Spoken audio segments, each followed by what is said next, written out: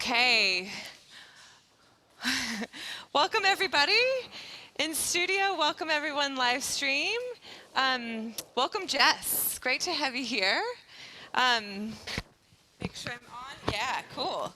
So tonight we kick off our very next event for intelligent living.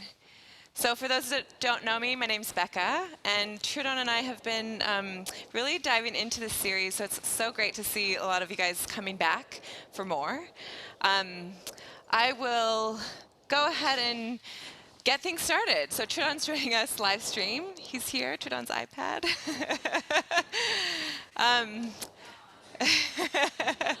Hey guys, oh, good to see you. Oh, amazing. So firstly, I want to acknowledge that we meet today in the studio on the lands of the Ghana people, and that sovereignty was never ceded. We pay our respects to elders past, present, and emerging. So a few moments here just to let you guys know about intelligent living if it's a new event for you. This whole series is really around diving into different social and environmental issues as a group. So we've got this kind of community collective behind something. Over the past 2 months, we really got into the topic of climate change. So we had an educator come in to speak with us.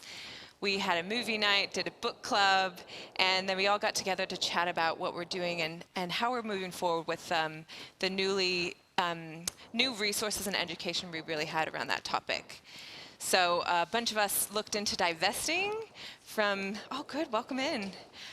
Divesting from banks and superannuation funds that invested our money into fossil fuels in particular. And we had over 84 people participate in this action. We think that's about $2.5 million pulled away from fossil fuel investments, so that's really cool. So we're hoping to do something similar with this next topic, which is all around using the power of our voice. So that's where you guys come in, and that's where Jess is going to lead us now into this topic on how we really amplify our voice, how we engage with different people in the community, and how to do that effectively with each other. Like, we don't have to do it alone. So I will introduce Jess. Jess is a really phenomenal person. She is an arts curator.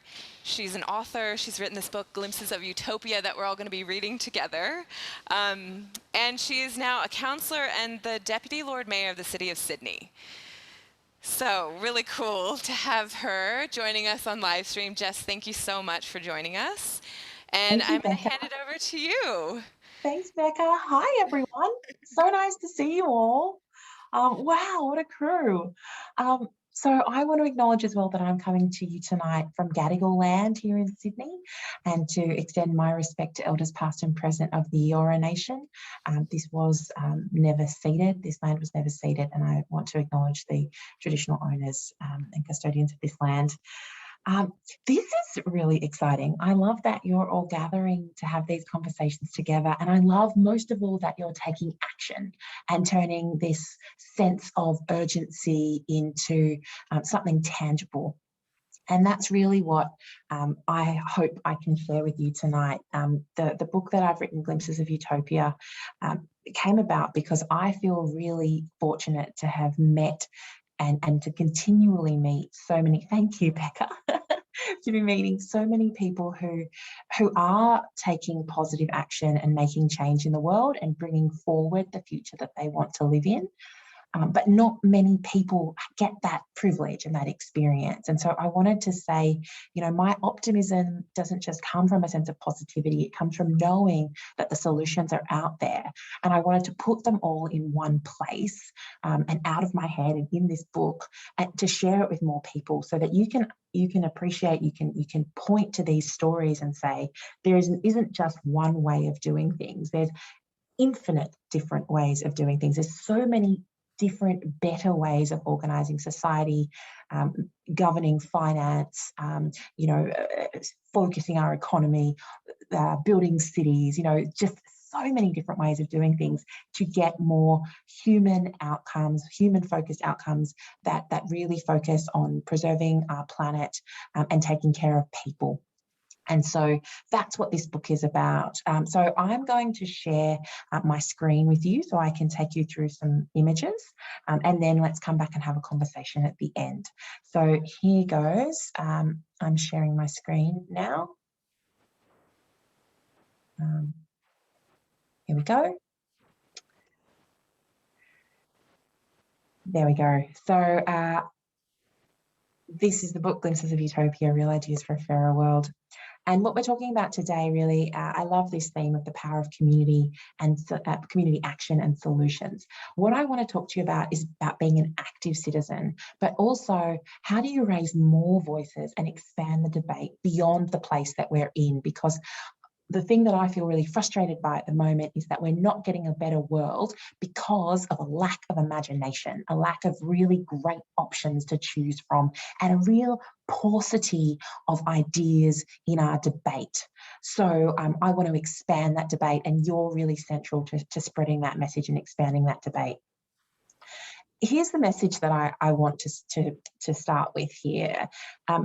Utopia, this idea of a world that we can look forward to, it isn't some alternative reality that we can wake up and find.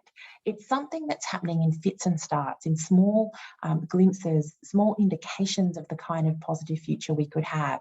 But we have to learn to recognise them and highlight them and bring them forward. And how do we take those prototypes and either scale them up or replicate them around the world and adapt them to our local contexts?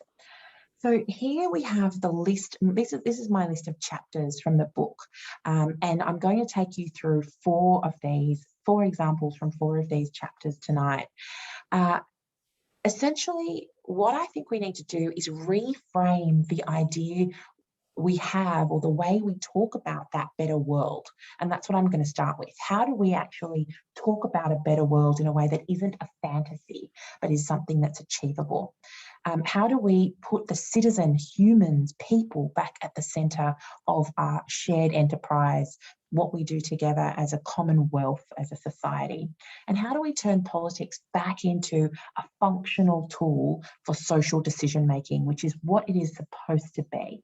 And then I'm going to jump through a few small details, like how we redesign work, focus back on humans, change the way we do tax, change the finance sector, and redesign the internet to take us to a small bit on city making and also how do we even have a conversation about this stuff. Of course, I'm being totally facetious. It's ridiculous how many big picture ideas are in this book, but I couldn't stop. Once I started talking about one thing, I had to start adding in more and more areas, because all of this is so interconnected and there are so many great examples from all over the world. So I really encourage you to dive into those other topics as well. But for tonight, let's just start by rethinking utopia. So when I started writing this book, I drew upon these two examples that to me are sort of emblematic of the way we think about utopias. And they tend to fall into these two categories, right? There's a lot of text on this page, I apologise for that, but essentially the first model I want to share with you is the sort of techno-utopia. A good friend of mine calls this the Jeff Bezos Amazon version of utopia, right? But it was written way back in the 1880s. It's a book called Looking Backward, 2000 to 1887, by a writer named Edward Bellamy.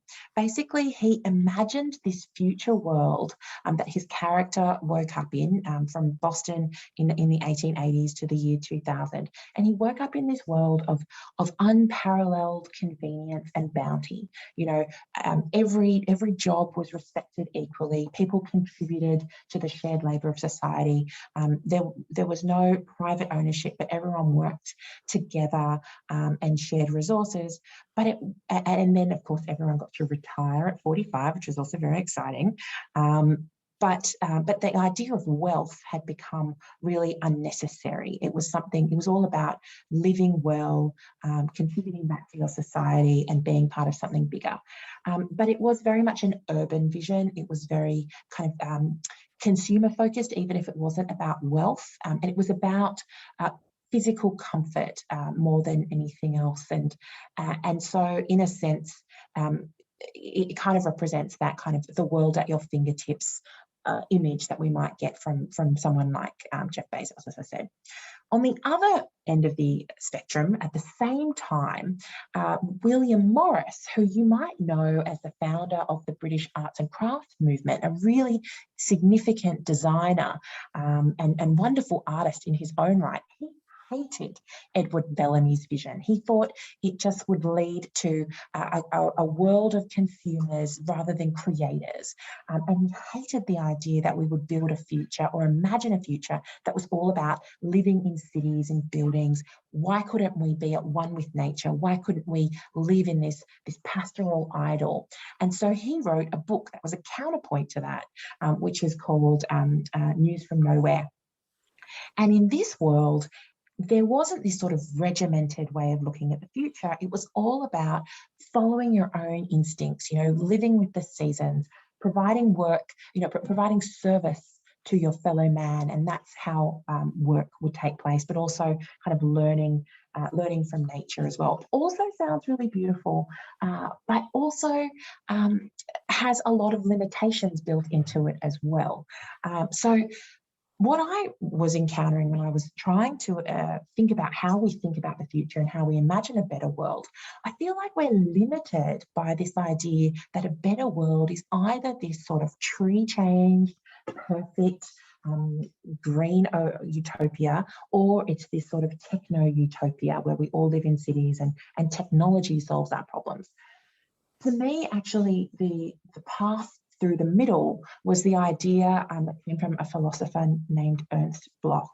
And he talked about this idea of finding glimpses of utopia, really these little hints, and also this idea that the future that we should aspire to and work towards isn't one holistic vision, but actually it's a pluralistic vision. It's one that embraces diversity and difference, and one that offers us more scope for these different visions of utopia to flourish at the same time. So the guiding principle that I've chosen to guide us through and that I would ask you to think about as we talk tonight is an idea that comes from Aristotle. It's the idea of eudaimonia, the idea of human flourishing. And this is the idea of not centering just happiness, as you might have in either Bellamy or Morris's vision, but actually meaning and purpose. So the idea of human flourishing isn't just prosperity, but also service and purpose. It's about living a virtuous life that's in line with your values. And so it's about giving back as much as it is about satisfying your own needs. So my question to you is, what if we could center human flourishing, eudaimonia, as the sort of KPI or the goal for society as we go through asking these questions about what we're trying to achieve as active citizens? So these are some more questions that I hope we can think about as we work through tonight. And this is, I'm seeing you as these change agents playing this role in questioning our images of the future and the role that we have in it. And it's about, I'd like you to think about, how we have this more engaged, empowered approach to future visioning, but one that is more pluralistic, more diverse and inclusive, and one that centres voices that are not at the table and raises non-dominant perspectives. And how can we prototype and put into action those alternative methods of making decisions, of organising, and of determining what our shared goals are as a society? Then I want to move on to a couple of examples of how we can see centering the citizen in practice. And there's one that I can share with you from the City of Sydney, where I am, as Becca said, I'm an elected councillor. I was elected in 2016. I became the Deputy Lord Mayor in 2019. I'm going to election in September. It's a whole thing. So we are not perfect, of course, by any stretch of imagination, but this is something that we have been doing for the past, I think, about 8 years, and it's really helpful practice. And what we do is we have this system of metrics called community wellbeing indicators. So rather than just measuring jobs and growth, and I don't know if you can see me doing air quotes over here, but I'm not just measuring jobs and growth. We're about measuring how people actually feel in their communities. So we measure about 100 metrics. So everything from ABS data about how people are doing financially, but also environmental factors. And then we also survey our community every couple of years, and we ask them questions about, trust in their neighbours, what their social networks look like, whether they feel that they could turn to someone if they were in trouble. And those are the things that we try and centre our policy making and our spending around. Of course, there are things that we still have to do. We still have to repair the potholes and pick up the rubbish. But when we spend money to try and build community, those are the metrics that we're trying to improve against. This sense that 75% of our citizens feel a sense of trust in their neighbours. That's the number that we're trying to improve. And so our policies should improve those factors. And so there's another great example from New Zealand that's really worth looking at, and that is the it's the wellbeing budget. And this is something that was introduced under Jacinda Ardern only a year or two ago. And this is really bold and courageous because what it is saying is that at budget time, that they want their government to be judged on some really challenging metrics, such as child poverty, soil erosion, a whole bunch of factors that usually governments wouldn't want to be openly held to account on, and not the kind of thing that are usually put into the national accounts. So, but by putting that within their budget framework, that changes the way they spend money. And, if we think about budgets as the material expression of priorities, that is an absolutely essential way of linking those two things. And what you see in New Zealand is now when a minister wants to undertake a project, a minister has to work with another minister, with another department or ministry to have kind of cross-disciplinary teams. And they also have to show how any investment that they're seeking will make a difference against those wellbeing indicators. Now, I tell you this, it seems quite abstract, I suppose, when we're thinking about how we can be active citizens. But this is the kind of policy framework that I would suggest that you as active citizens can begin to call for in your local government areas, at your government at a state level, and at all of our government at a federal level. Because I think until we have things that we are protesting for and not just against, it's very difficult for us to make tangible change. And that's one of the reasons I wanted to write this book. I've spent a lot of my life at protests chanting 3-word slogans against the 3-word slogans of the government. And I find it much more effective now to be able to say, this is what I'd prefer. This is the world that I want. And so I want to empower you with examples of the kinds of change we should be fighting for. Moving on to politics very briefly, this is an example that I want to share with you. The first one is also from the City of Sydney, but it's about a process that has evolved.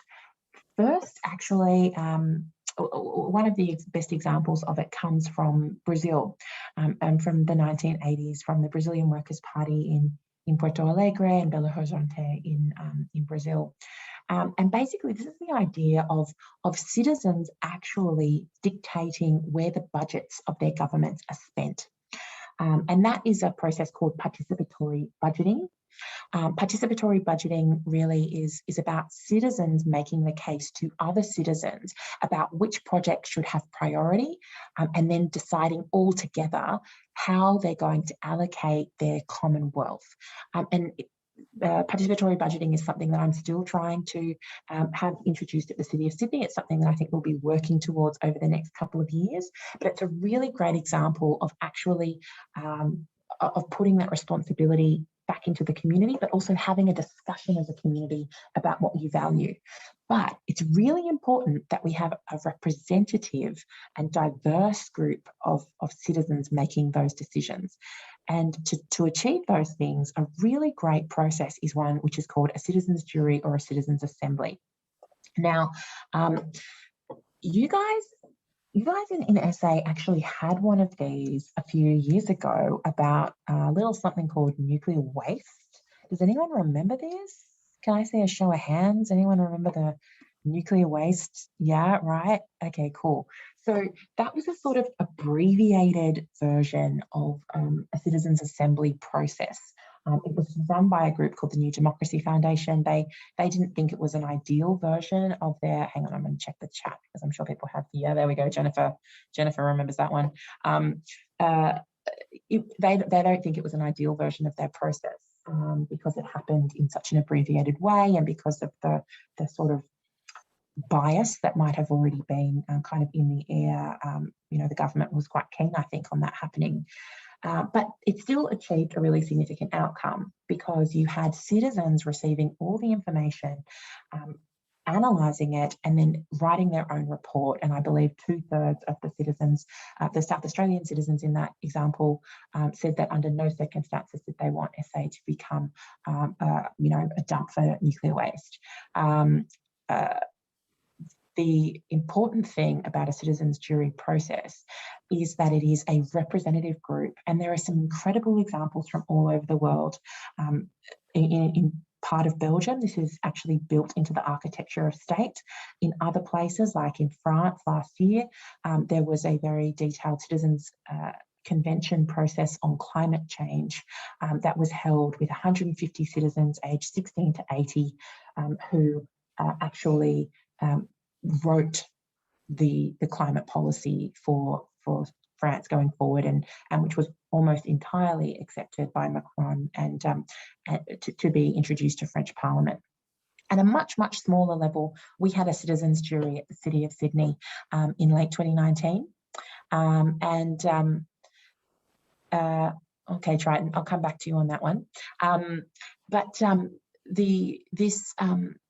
This process, we commissioned the New Democracy Foundation to do this. They sent out something like 10,000 letters, and from those 10,000 letters, they selected 50 people, again, demographically representative in terms of income, age, gender, a whole bunch of different factors. And these people were then asked to spend, I think, 6 whole Saturdays over the course of several months, taking in a whole lot of information, processing it, debating with their fellow citizens, calling experts. And importantly, at the City of Sydney, what they actually did was they went through 2,500 other ideas that had been submitted by their fellow citizens about the kind of future they want us to build for 2050. And out of that, they wrote the most beautiful report. It was a report with 8 key recommendations, but the key thing is that they challenged us to create a city that is not just sustainable, but regenerative, one that cleans the air and water and that gives back more than it takes. They asked us to centre First Nations truth-telling. They challenged us to create a fair and affordable city, to put nightlife and creative life, at the heart of the city. An extraordinary series of challenges that really show us that whenever we hear in the media that people are scared of change or people don't want to, they're focused on their hip pocket or on what's in it for me, that's absolutely not true. If we empower and inform citizens, we can make courageous and generous decisions for our common good. But people have to have all the information and they have to be part of the process of setting the vision. Now, to Triton's question, how do we make this a reality? This is the thing that gives a citizens' jury or convention power, is when it is implemented or commissioned by a government. And the reason that, and that is in the opinion of the New Democracy Foundation, who have worked on these projects all over the world, and that's because the recommendations actually have to be implemented in order for the citizens to feel a sense that their commitment will be honoured and will have impact.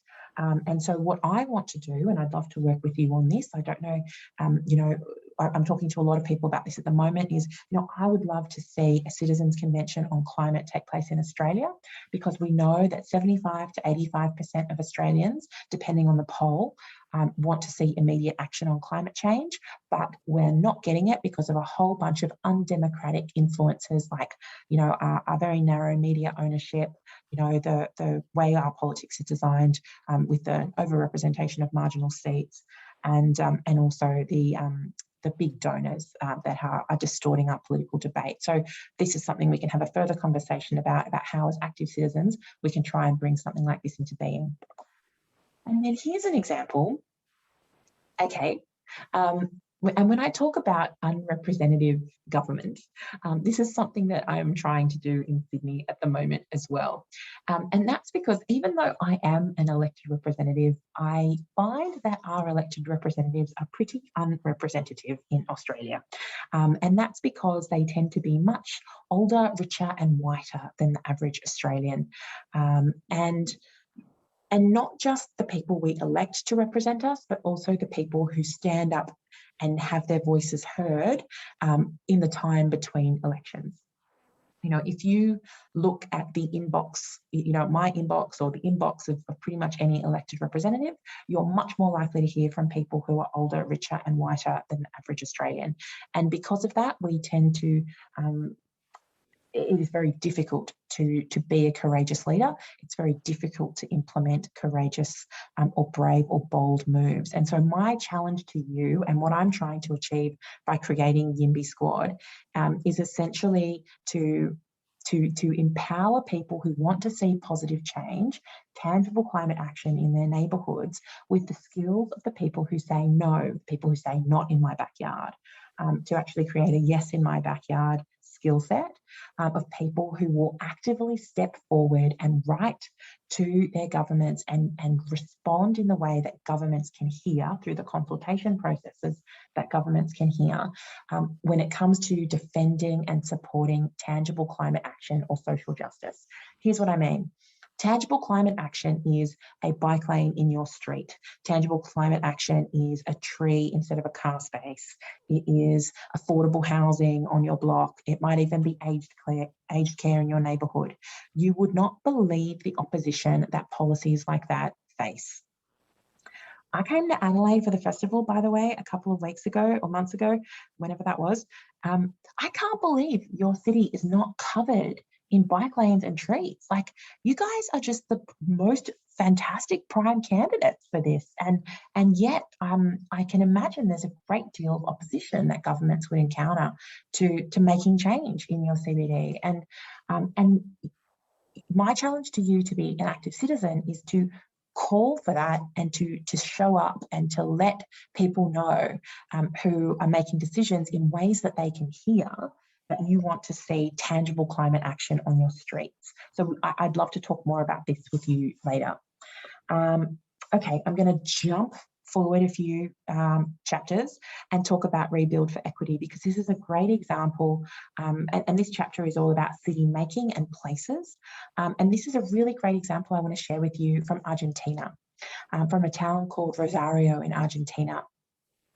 And the reason that this is really exciting is that it is a community that has gathered in support of an activist group that then became elected to and is now one of the major forces in their local government there, a group called Ciudad Futura, which means future city. And they are all about taking back space that has become too expensive and inaccessible in their city, and putting it under common ownership through methods like cooperatives. And they have done extraordinary things, like with a dairy co-op and a food co-op, to get affordable food to people. They've introduced kindergartens and schools, and this is a nightclub where that is cooperatively owned and that is accessible for artists and creatives and performers in Rosario. But the cooperative, the nightclub, is managed and owned by everyone from the cleaners and the security staff to the performers. And it is a nightclub on the weekends and at night time, and it is a place for workshops and community gatherings during the day. And, you know, it's an extraordinary example about how we have such a limited imagination when it comes to how we use space, own space, share space, and manage it. And if we don't have space to meet, I love looking at, I've got the screen, I'm looking at you guys in Power Living Studio 1 right now. I love that there was a yoga class in there until like 10 minutes ago, and now you're having this conversation in there, and you know, why don't we have more spaces like this? And what are the methods and the tools that we need to have more adaptable, flexible spaces working hard for community like this one? So that's just an example of how people have reclaimed space, because you know what, as much as we can be connected online and live this sort of digital rarefied life, abstracted life, we're physical beings. We need to connect with each other, and we need to do it in physical space. So that's why I wanted to share this example with you. And then this is the last example that I want to share with you before we have a conversation. All of this is wonderful, and there are so many incredible examples from all over the world. But if we don't have a media discourse that is even remotely open to talking about different ways of doing things, if we don't have a public realm where we can have this conversation, social media is not the tool of democracy that many of us thought it might have been, you know, in the early days of the internet. And we're certainly not getting this conversation through business as usual politics at the moment. Where do we have this conversation as citizens about the kind of future we want to have? And I wanted to share an example with you from Germany. And the thing that's really exciting about this project, it's a project called, at first it was called Germany Talks, then My Country Talks, and Europe Talks, and there was recently an America Talks as well. Essentially, this is a project that is about getting people to answer a set of questions, a really simple set of 5 questions. And then through this project, people are paired up with other people in their community who hold exactly the opposite points of view. So it's about finding the people who disagree with each other the most and getting them to meet face to face. And in May 2019, a version of this was held right across Europe, and 16,000 people met in person across the continent. Some of them travelled enormous distances to meet people who they completely disagreed with. And in doing so, 80% of them had a really positive experience that they would do again and that they highly recommend. And what they really enjoyed was being able to have frank and honest conversations face to face with someone who they might normally be shouting at in the Facebook comments, right? And they actually found a way to understand how people could hold different points of view and still be good people. I'm challenged by this all the time. I find it really difficult to understand how to engage with people when you have a core values difference. But this is what's going to be so important and so necessary if we want to bring more people along with us, and if we're going to try and stop politicizing issues that are about human survival, like the climate emergency. So this is something that I wrestle with all the time, and I struggle because when I was writing the book, I kept thinking that there would be more examples that I could draw on from around the world of ways to venues or apps or spaces where you could have these conversations about the things that really matter to us as humans. And that's the bit that I struggled with the most. So I would love to have a conversation with you as well about, how do we have these conversations about being active citizens, and where do we have them? So I am going to leave it there so that we have time for a conversation, but I'm very excited to hear your thoughts now, and I will stop sharing. Jess, that was awesome. Thank you so much. You're so welcome. Yeah. So some really great points came out of that. I think the idea that it's really up to us to start to become more involved and engaged is something I'm hearing very clearly. Stepping into some challenging conversations, which I think ties in really, really well with this particular topic. Sometimes even just getting up in front of people to ask a question can be really confronting. So it's something we can practice here. We can practice it with each other, and this is a really safe space to be able to do it in. But then, hold the mic up a little closer. Thanks, Chit. But then, we take those skills that we learn here elsewhere. So that's a really great point to bring, that, the conversations we have with each other that are maybe friendly and kind and in group hugs aren't the ones that are going to make the biggest difference. Do you have any questions to lead with, Jess? Or what kind of conversation do you think would be beneficial? I'll let you know What what we... I Yeah, I mean, the thing that I'd love your feedback on or ideas on is, or even further questions about in particular, is the idea I had around YIMBY and, being an active citizen in the place where you live, because climate action can be really massive. I love that you've focused on divestment. That is so important. Because money, where your money rests at night, one of the people I spoke to for the book said, where your money sleeps at night will have more impact than you have during the day. So that's really crucial. But then how do you make sure that your values are represented by the people making decisions on your behalf? You can't just leave it to your vote once every 3 or 4 years. That's because there are a lot of people having their say in the time between elections, and they are probably not people who share your value set if you're really focused on climate action and social justice. So I would love to talk with you more about active citizenship in the places where you live. Okay, cool. A question kind of came to me earlier, so I'll start. If you guys think of anything that you'd like to ask Jess, she's a counselor. So imagine she is your amazing local counselor, if only. And what I was wondering, Jess, is how do I, as a citizen, get in front of you, and then how do I bring questions that will drive change, like you suggested? How do I get better bike infrastructure in my community so I can safely ride to work? Yeah, the first thing I'd say is that the ways that governments hear information are quite old-fashioned, but they're quite specific, and so most of your local governments will have a similar thing that we have. We have something called sydneyyoursay.com.au, which is basically a website where every single policy change or planning change that is up for consideration is exhibited, and there is some kind of consultation mechanism.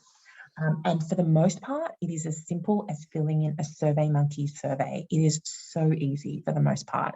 But most people don't engage with it and wouldn't even know that it's there. So find out what that mechanism is for you in your local government area. Go there and maybe set yourself a calendar appointment to go check it out once every 2 weeks or something.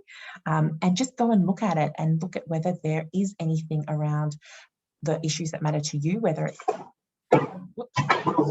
nightlife or active transport or greening, waste and recycling. All of those sorts of topics are the kinds of things that that local governments focus on, and they may have consultation around those specific topics. So please go there and find out, is there something you can give feedback on, and give feedback. And then if you think it's important, who in your neighbourhood do you think is not being represented, and they can have their say as well. And you know what I have to remind you as well is that it's really important that if you're a tenant, if you're not a citizen, you still have the right to be heard through these processes, and you should participate in them, because often I hear from people who say, oh, but I'm a renter, so I don't, or I just work in the city, or study in the city. But no, actually, local governments need to hear from you as well. You are also entitled to have your voices heard. So I would say start with that. And then you can also identify people who represent you and write to them, and ask for these specific things that you want to take place in your neighbourhood. Or you can raise petitions as well. There's usually a mechanism through local government where a petition can be tabled when you're asking for a specific piece of infrastructure or a specific investment. But look for the consultation mechanisms first. Awesome. Thank you so much. Sarah in the chat suggested Your Say, which is the essay kind of pipeline for, I think it's like infrastructure and community projects, where you can do exactly as you said, fill out a survey and contribute. So awesome resource to all know about. It feels really passive, but actually it's really important, because when we sit there in council, we go, how many people said they wanted the bike lane? How many people said they didn't want the bike lane? And when there's more people who say they don't want the bike lane, it's really hard for me to argue for the bike lane. I still will, don't worry, I'm still arguing for it, but it's harder. So making your voice heard really does matter. It does, it really does. Does anyone in studio have a question that they want to ask, or even just a statement, something you want to share? Same with friends on the live stream. You can unmute yourself and do the same. I don't know that we'll all be clamoring over each other to try to get a word in, but anybody? Oh yeah, okay. Trudon, Hey there. thanks. Hey. Sorry, jumping in from the pizza store. I'm interested in what kind of numbers are required. Are we talking is it scores of people have impact in what people talk about at a council level, or is it we need hundreds of people? What's the kind of, I guess, how many numbers do you need to make impact?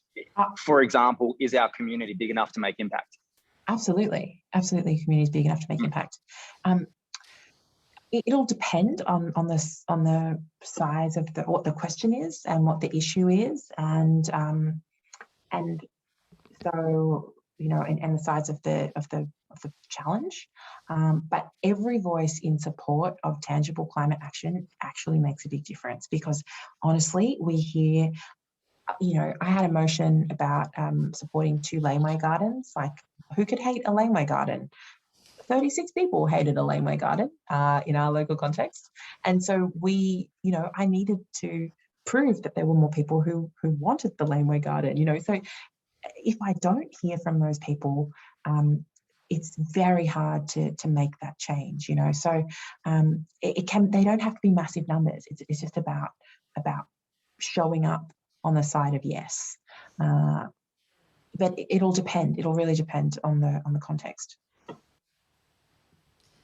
guess sometimes the louder voices are the ones saying no, and oftentimes when we don't see an issue or we don't feel that we're against an issue and are happy with the status quo, we don't maybe feel the urge to say yes. So that the YIMBY, can you remind me what that acronym stands? It means yes in my backyard.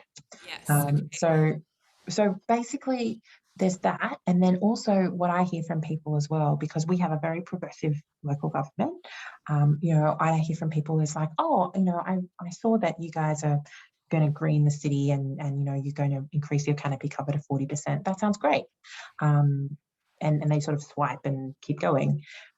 That's fine, except everyone who thinks it's just happening is just letting it go. Everyone who doesn't want that to happen is letting us know they don't want it to happen. So we still need voices. You need to be actively in support of good things happening, not just opposed to bad things happening, which is actually not, I think, how we're wired as humans. I think we're really wired as humans to respond to threats and to oppose things, but we're not as wired to be proactive voices in support of things, especially if we think they're just going to happen. So yeah, it's a bit of a flip in the way that you think. Yeah. So good. We could practice saying yes to more stuff when we like it, or saying thank you, or I don't know. Do you have any ideas for how to practice that and how to get better at that? Um, I think maybe, okay, well, like if you noticed something in your neighborhood, and I'm really talking at a neighborhood level because Yeah. there's there's so much abstraction to climate action at a higher level. When it's around targets and industry policy, all of that is really, really crucial. But it's the local stuff that you can probably have the most immediate impact on, and actually local government and state government, as you probably know, in Australia are taking more action on climate than federal government. So I think that's the place to begin. And so think about something in your neighbourhood that has improved, or a practice that you think is better, and find out who's responsible and write to them and tell them you think it's good, or find out if they have a mechanism for reporting feedback that is measured, that is part of their kind of measured response, or their sort of the tracking of it, and give them feedback. It's actually super, super helpful. It means that more of that will happen. We've got this food scraps trial, for example, where we've now got like 1,000 households having all their organic waste collected. And it is hugely helpful for us when people write to us and tell us that was a great thing. And we're not actually, the local government isn't really reading Facebook posts about it, but we will read your emails, or as someone said in the chat, a handwritten letter is awesome, but just an email, something in the comment field on your local council's website, all of that stuff really adds up. Cool. Okay, that feels very tangible and something I think we could all practice. I've thought of a couple things that are happening in my community area that I'm really pleased with, so that seems doable. Anybody have a question? Tash? Yeah. Do you mind standing up and just talk really closely into the microphone? Okay. Yeah, awesome. Thanks, Tash. No problem. Thanks, Becca. Thank you. In terms of like tangible climate action at the neighborhood level, I feel like I never really know what to suggest or where to start. Do you have any suggestions or ideas of what to actually, suggest to council members? Definitely. So everywhere that you can have porous and natural surfaces rather than concrete is hugely, hugely useful in terms of mitigating the heat island effect and reducing ground temperatures, improving drainage and preventing runoff. So anywhere that you can see the opportunity for footpaths to become less concreted and have more rain garden planting, or more natural planting, that's a huge advantage. Something that we have a lot of in the city of Sydney are rain gardens, because we tend to get these big downpours and then we have huge stormwater issues. So we have got a lot of these sort of water catchment and purification. They're sort of like, they don't really look much like gardens. They're sort of pebbles and sticks and a few things, but that's actually a filtration device that helps clean the water before it goes into stormwater. So that's something that isn't hugely expensive, but it's really useful, and that's part of a broader discipline called water sensitive urban design that could be worth looking into and might be useful in your local area. canopy targets and greening are really important. So the City of Sydney is the only capital city in Australia that has increased canopy cover rather than decreased canopy cover. That means Adelaide is a place that has decreased its canopy cover over the past 10 years. Find out how and why that's taking place, and ask your local government to increase canopy cover. And canopy cover is tree cover of 3 metres span or more, but there's also greening. So greening is smaller greening on your local streets. So local streets, main streets, where can you increase greening? Active transport is crucial in terms of climate action, because we need, the more people we can get off out of cars and onto bikes and walking, the better. And what is the cycleway network plan for your area? How is it being implemented? Is it something that your street or is there a place near you that is part of that cycleway network? How can you ask questions about it? Can you ask to bring it forward? What can you do in support of it? Is there a bike, a cyclist network that you could join or support or connect with? Those are like a couple of things. So waste is another massive one that local government takes care of. Like, what is the sort of waste regime or waste strategy in your local government area?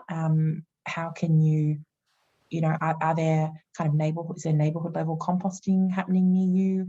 Are there community gardens that do composting? Can you advocate for another community garden or support one that exists? I mean, those are more things that are tangible climate action in your neighbourhood. And then, there's other things like, in terms of social justice, that are around affordable housing and diverse housing types. So there's a lot of opposition, I don't know if it's the same in SA, but in New South Wales, a lot of opposition to nursing homes being built in areas, and yet we have a significant ageing population. And so, how do you help be a voice that's in support of more age-appropriate design in different parts of the city?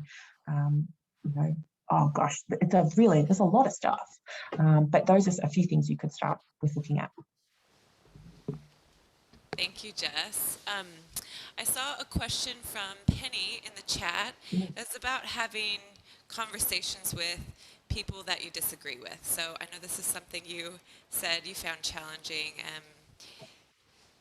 So she's just wondering if you have any suggestions or experiences you could share where you've had a positive conversation with someone that has different views to you, so you've gotten kind of on the same page with them.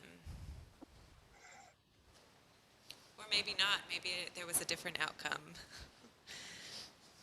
I think it's something I've really struggled with for a long time, and I think I'm trying to think of one example where we sort of ended in the same place, or where I feel like, I think the main thing that I've experienced in that regard, Penny, is going into the conversation, or even catching myself in the conversation and thinking, we're not going to agree about this, but I can learn something from this interaction. And realizing that actually you can't convince someone else of your point of view, or you can let them know what your point of view is, but you can't argue someone around to your point of view. All you can do, I think, is let them feel that they were heard and understood, and feel like you've got your point across, and then hopefully leave them with some points that they're going to ruminate on their own, that aren't a challenge to their kind of sense of self-worth, like they're about the issue. I'm trying to think of a tangible outcome, but no, my most of the time when I've encountered something like that, what I come away with is thinking, okay, I don't think we're ever going to agree on that topic, but I understand how you got there, and hopefully I've given you enough of my perspective that you can at least think about that and take that away. And what I find useful is using inclusive language and reflecting back what they've said, and then saying, I can understand, you know, the point you're making, or I see why you're raising that. But, you know, I have a different context, or I think this is another issue that needs to be considered. I don't think we're going to agree. I think it's really, really challenging, because I think we kind of somehow, maybe me more than others, but I kind of feel like we're sort of raised to have this conversation style that needs a conclusion, and not all conversations actually have a satisfying conclusion, like a narrative conclusion in that way. Like, so knowing how to end a conversation when you haven't agreed with someone is something that I have to practice a lot for my work. So what I usually end with is, I've heard what you've said. Thank you for sharing that with me. I need to put that in the context of this other information that I have. I can come back to you on some of these points if you'd like me to follow them up, but I want you to know that I have also received very different feedback and have heard very different points of view. So they understand that I'm not humouring them. I'm not being disingenuous about the information I've received from them, but that it has to sit in this broader context that perhaps they're not conscious of. So that's kind of how I do it. A work in progress all the time. Yeah. Jess, I'm really conscious of your time, so maybe we could do one more question or comment. Sure. Yeah. Audrey? Yeah. Do you want to just speak pretty clearly into that? Yes. Hello. So I'm here with a group of activists from School Strike for Climate, and we work. Yes, very exciting. And we work with the council a lot, and unfortunately, they are not as receptive to a lot of this as you appear to be. And I'm wondering whether you have any tips for dealing with disingenuous council members who are closed-minded or not receptive to opinions and don't want to make change because it's not within their motivations. Yeah. So, I mean, the thing is there anyone in the council that you're dealing with who is closer to your perspective? Kind of. Okay. I think find the allies that you have. I mean, I think Greta Thunberg says, like, you know, there are some people that you're never going to convince. And so I don't waste my time with 20% of the people that I'm never going to convince. Like, there's no point, right? We have a councillor on the City of Sydney Council who works for Woodside Petroleum. Like, that's what she does. So we're very progressive, but she's always going to be a cheerleader for oil and gas. And like, I'm never going to convince her. So go with the people who, yeah, there you go. Go with the people who are closer to you, and bring them along. Find things that they've done that are on the pathway to where you want to go, and commend them for that, and recognize the work that they've done. Because people are more likely to hear you when they know that you understand the work that they've already done, right? And that you got to lead, you got to massage a little bit here, you know. So like, okay, I know you did this, and that was really courageous, and I'm so glad you're on the right path. This is fantastic. Thank you. You're such a champion on X. Could you also consider Y? And here's the other thing. This is where the positive voices in support of climate action, this is where they come into account. Every single person that you're sitting there in this room, we need to get every one of them to write to Helen, that was just mentioned in the chat, echoing what you're saying. Not a form letter, ideally, but reinforcing. And this is where you need more yimbys, right? You need more voices of yes. Everyone in your school that is part of this, like that is connected, everyone in School Strikers for Climate that you can connect with, bomb them with all of I need to come up with more pacifist ways of saying that. Love bomb them with all of this information, because it's the voices of yes that are missing. It's the voices of no get elected, and they are, you know, backed by money and all of those things. But the voices of yes are many more of us.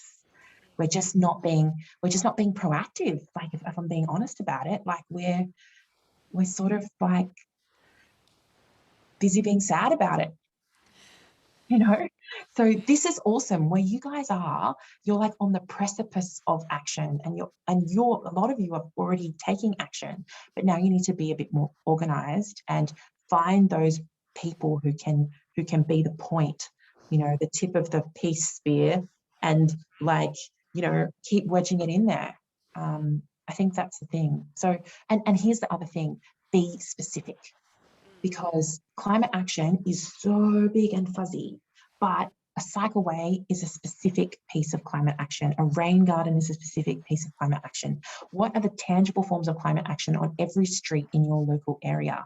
Who's doing the work? Some of this has been in the chat around canopy cover. Support them, support the work that's already being done. You don't have to be a canopy expert, I'm not. You don't have to be a waterways expert, I'm not. You just back the people who are, right? Cool. Thank you for the question. Good. One last one from Tridon. He's got something, Tridon. I guess it backs on Audrey's point, and I guess what I'm interested in is how do we create more points of contact and more avenues into places of local and state government? And I guess from your experience, Jess, of, you know, what we want to do is obviously elevate the more diverse voices into the positions of power. Your experience of being in local government, would you recommend it? Would you recommend that we, no, exactly. Like what, to me, it seems like a much more pliable pathway, and we need to create more pathways to positions of power, positions of decision. And so I wonder if you could kind of, I guess, go on that for a little while. Totally. No, it's terrible. I hate it. But no, I'm kidding. It's really hard, and I find it the most challenging thing I've ever done. Oh yeah, it's the second most challenging thing I've ever done. The most challenging thing I've ever done is have a kid, but the second most challenging thing I've ever done is this. And every single day I ask myself, why am I doing this? I could be watching TV. I could read books. But no, like, to be honest with you, it is a vocation, and it's like, and I feel more empowered, and I feel more informed, and I feel more like I'm part of the solution than I have before, you know. I think I'm gonna cry. And like, actually that's the payoff. Like, that is the payoff. And like, I can actually tell you, this is a thing that's useful that we can do together. Or did you know about Project X, or, you know, consultation Y? And I can like put my hand on the scales and tilt the scales that are going in the wrong direction, and it's worth it. And if you have the privilege, like I do, of having the time and the energy and the capacity and, you know, to do this kind of, to give this kind of service, then it would be such a wonderful thing for you to do, you know. And everybody has a different way of like being of service and like and helping.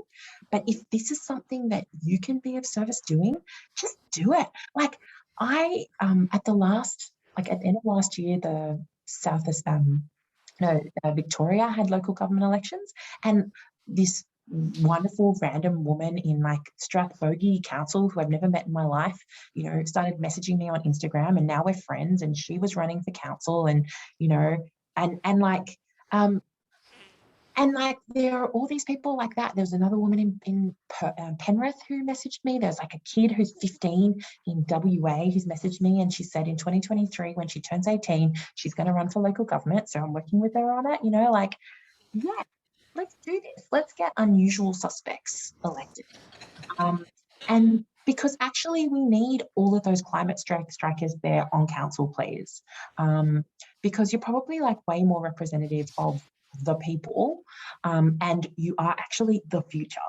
So just do it. Like, and there's actually a bunch of networks. There's a network called Not Too Young to Run, who I have asked me to speak. They're doing an event tomorrow at 4 p.m, by the way. Like, look them up on Instagram.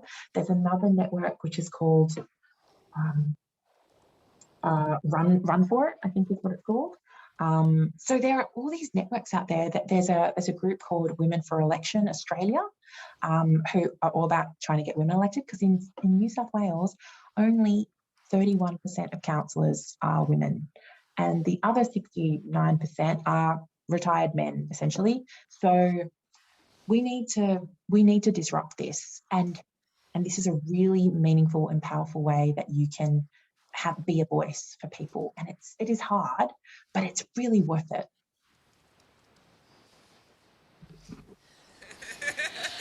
Yes. Let's do this. All right. Take over, Adelaide Council. Come on. Sorry, Adelaide Council, they're going to come for me now.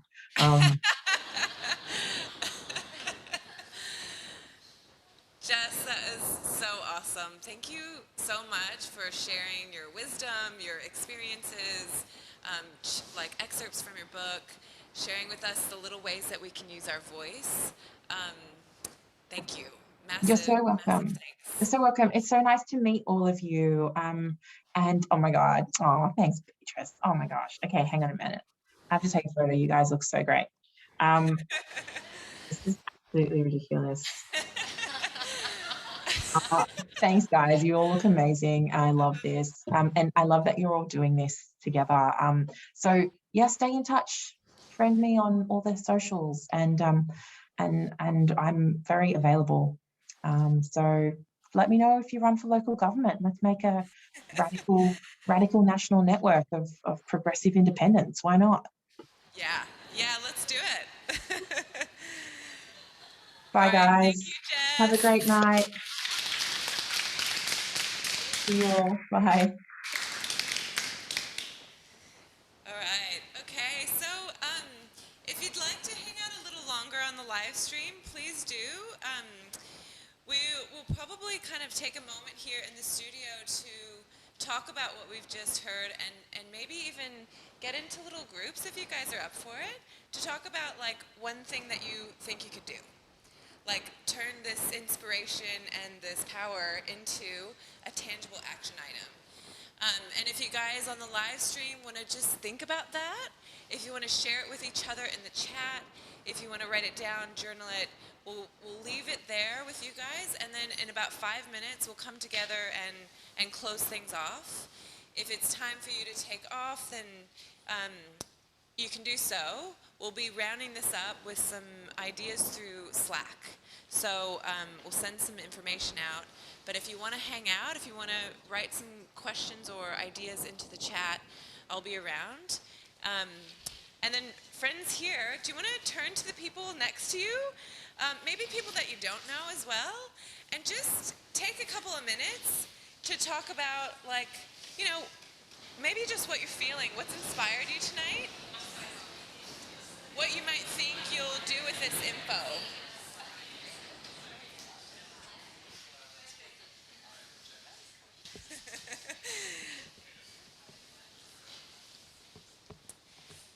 Friends on the live stream, thank you so much.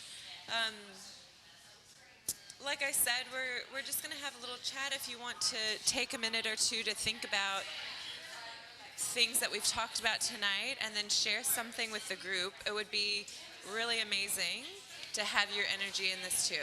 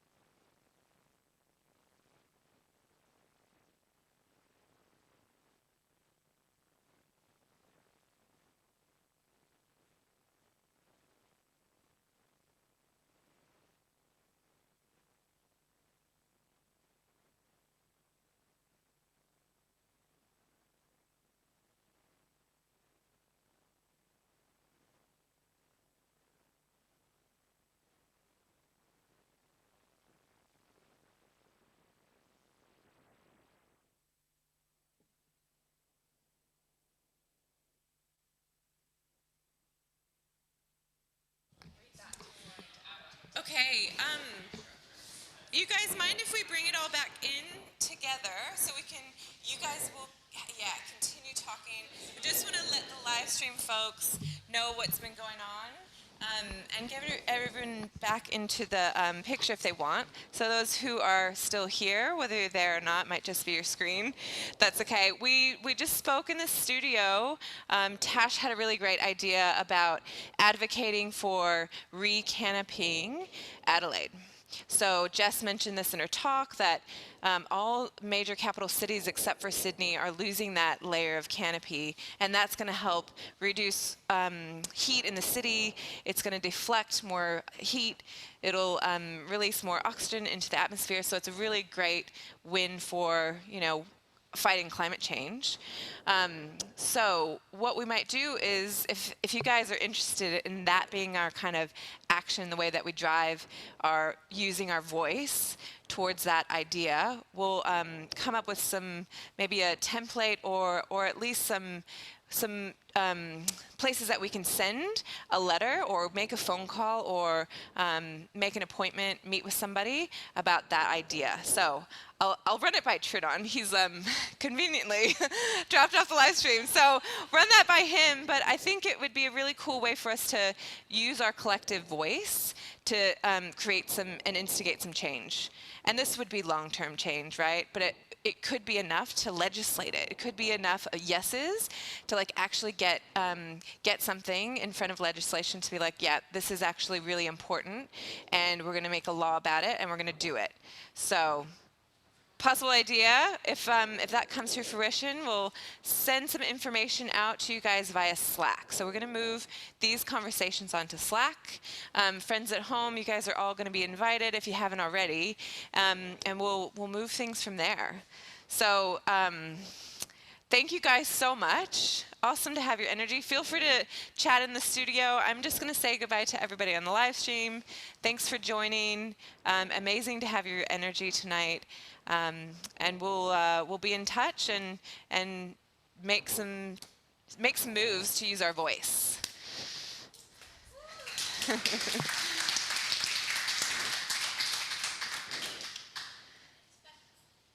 Thank you guys. It would just be me in a room here if we weren't